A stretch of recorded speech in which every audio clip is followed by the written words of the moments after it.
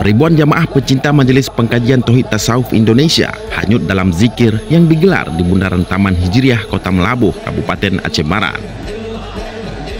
Acara pengajian dan ratib Seribe tersebut digelar dalam rangka Isra dan Mi'raj Nabi Muhammad SAW yang dihadiri langsung oleh Abuya Syekh Haji Amran Wali Al-Khalidi dan Forkopimda Aceh Barat, para petinggi MPTTI Sebarat Selatan Aceh, serta para jamaah dari berbagai kalangan yang hadir dari beberapa kabupaten.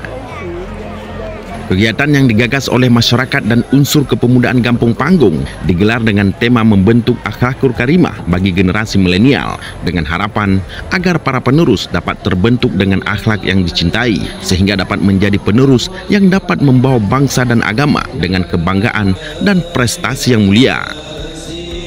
Alhamdulillah acara malam ini digagas oleh masyarakat dan juga pemuda Gampung Panggung untuk menciptakan yaitu akhlakul karimah. Semoga dengan acara ini pemuda Gampung Panggung khususnya dan umumnya kepada seluruh masyarakat pemuda Aceh Barat dapat berakhlak yang baik seperti akhlak yang diajarkan oleh Rasulullah.